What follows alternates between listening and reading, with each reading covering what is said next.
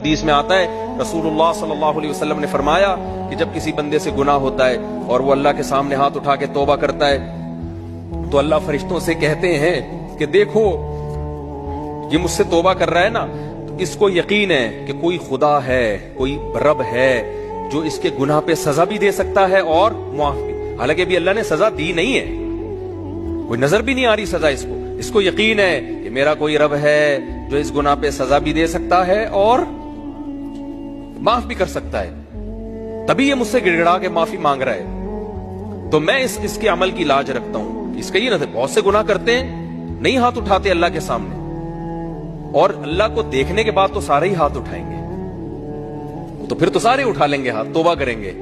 اللہ کہہ رہے دیکھا نہیں ہے اس نے، میری آیات پر ایمان لایا ہے، میری نشانیاں دیکھ کر، میرے پیغمبروں کی دعوت پر لبیک کہا ہے، تو اس عمل کی لاج رکھ کے میں اس کی توبہ کو قبول کروں گا۔ حدیث میں آتا ہے پھر وہ دوبارہ گناہ کرتا ہے، پھر دوبارہ اللہ کے سامنے آ کے معافی مانگتا ہے۔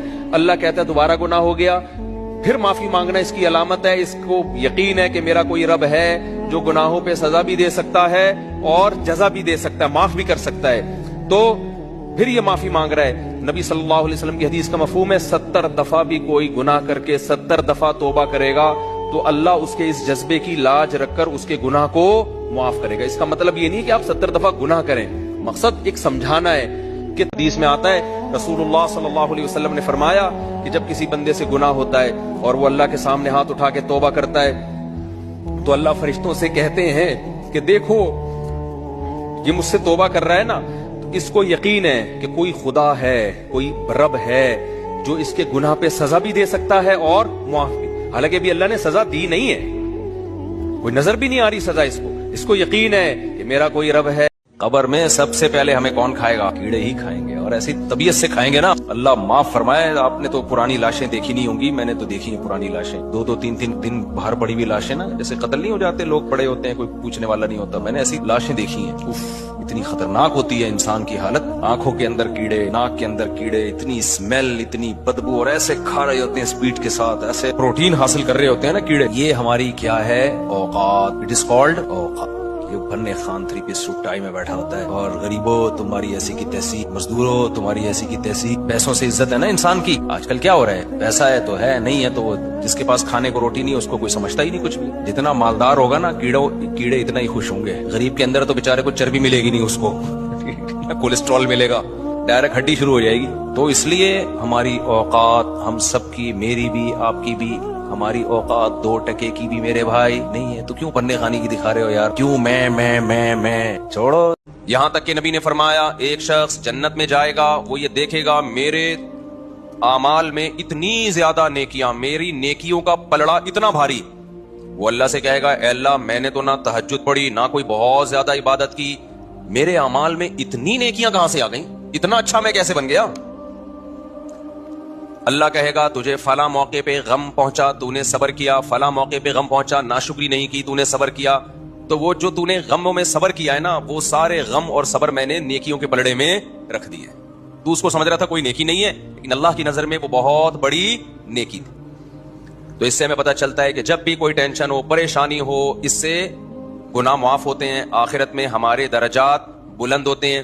اللہ کو سب سے زیادہ غضب پتہ ہے کس وقت آتا ہے؟ جب کوئی زنا کرتا ہے، نا اس پہ بھی آتا ہے بہت زیادہ۔ جب کوئی چوری کرتا ہے، نا اس پہ بھی بہت آتا ہے، لیکن سب سے زیادہ نہیں آتا۔ جب کوئی ماں باپ کا دل دکھاتا ہے اس پہ بھی بہت غضب آتا ہے، سب سے زیادہ نہیں آتا۔ جب کوئی نماز چھوڑتا ہے یقیناً بہت غصہ آتا ہے، سب سے زیادہ نہیں آتا۔ جب کوئی قتل کرتا ہے بہت غصہ آتا ہے، سب سے زیادہ اس پہ غصہ نہیں آتا۔ جب کوئی چوری کرتا ہے اس پہ بھی بہت غصہ آتا ہے، سب سے زیادہ غصہ نہیں، سب سے زیادہ غضب اللہ کو اس وقت آتا ہے کہ جس نے آپ کو بنایا، جو آپ کا خالق ہے، جو خدا ہے، آپ اس کو چھوڑ کر کسی اور کے سامنے سر جھکاتے ہو، اس وقت بہت غصہ آتا ہے اس کو۔ دنیا میں زنا بھی ہوتا ہے، شرابیں بھی پی جاتی ہیں، اللہ نے ان جرموں پہ سزا رکھی ہے آخرت میں، لیکن اس سزا پانے کے بعد آپ جہنم سے نکل جاؤ گے۔ بے نمازیوں کو بھی سزا ملے گی، جہنم میں جلیں گے، سزا ختم ہونے کے بعد بولو نکال دیے جاؤ۔ جو ماں باپ کے نافرمان تھے سزاؤں میں جلیں گے، سزا ختم ہونے کے بعد بولو نکال دیے جائیں گے۔ جنہوں نے زنا کیا سزا ملے گی، نکل جائیں گے۔ سود خور سزا ملے گی، نکل جائیں گے۔ جو خدا کے علاوہ کسی اور در پہ جھکے، کسی اور سے مرادیں مانگنا شروع کر دیں، دینے والا وہ ہے، مانگ کس سے رہے ہو؟ کسی اور سے مانگ رہے ہو. اس پہ جتنا اللہ کو غضب آتا ہے اتنا کسی اور عمل پہ اللہ کو غضب بولو نہیں آتا. کتنی بڑی نعمت ہے توحید. ہمارے ایک دوست نے ایک واقعہ سنایا تھا قبر کے عذاب کا. مجھے یقین نہیں تھا, میں نے کہا ایسا نہ ہو ان کے دماغ میں تخیل ہو. تو میں نے اس کی تصدیق کروائی, اس علاقے میں, اس گاؤں میں, اور لوگوں کو کال کر کے پوچھی ایسا ہوا. انہوں نے کہا ایسا ہوا ہے. تو پھر مجھے یقین آیا. وہ قبر بار بار نا اس کو نکال کے باہر پھینک دیتی تھی, بندے کو ڈالتے تھے قبر میں. اس نے بہت سے علماء شہید کروائے تھے نالائق نے. اس کا جرم یہ تھا کہ وہ مخبریاں کر کر کے نا علماء کو قتل کرواتا تھا. اس کے والد میرے پاس آئے, ہم لوگ کے پاس آئے. انہوں نے کہا کہ بھائی میں جب صبح جاتا ہوں تو میرے بچے کی جو لاش ہے نا وہ قبر سے باہر پڑی ہوئی ہوتی ہے, تو میں بڑا پریشان ہوں, کیا کروں. تو ہم پھر دفن کرتے ہیں تو اچھا قبر بالکل صحیح ہوتی ہے اوپر سے, اور وہ بندہ باہر ہوتا ہے, وہ دوبارہ بند ہو جاتی ہے قبر. تو ہم بڑے پریشان ہیں, کیا کریں. یہ کوئی شخص شرارت کر رہا ہے. تو کہہ رہے ہیں, ہم نے کہا بھائی ہم تو نہیں کر رہے شرارت. کہا تو اگر دوسرا ہم شرارت کوئی کر بھی رہا ہوتا تو قبر کو کھودی بھی تو ہونا. تو انہوں نے کہا, پھر یہ مشورہ انہوں نے ان کو دیا کہ تم ایسا کرو, لڑکا جو قتل ہوا, جو مرا تھا نا, جو قبر میں تھا, جس کی لاش باہر, نوجوان تھا, وہ بڑا مخبر آدمی تھا, وہاں کے گاؤں کے لوگوں نے بتایا. تو اس کی لاش جب باہر پڑی ہوتی تو باپ اور بھائی کو لوگوں نے مشورہ دیا اس لڑکے کے کہ تم لوگ رات کو قبرستان میں جا کے بیٹھ جاؤ, پہرا دو کہ کون آتا ہے نکال کے جاتا ہے اور قبر کو پیک کر کے چلا جاتا ہے.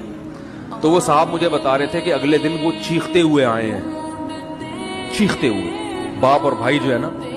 کہہ رہے ہم نے رات کو منظر دیکھا کہ پہلے ہمیں رات جب اندھیرا ہوا ہے نا تو قبر کے اندر سے چیخنے کی آواز آئی, اور ہمارے سامنے قبر کھلی ہے تو ہم نے اس لڑکے کو دیکھا کہ آگ جل رہی ہے اس کی لاش پہ, اور وہ ایسے ایسے اپنے سر کو پیٹ رہا ہے.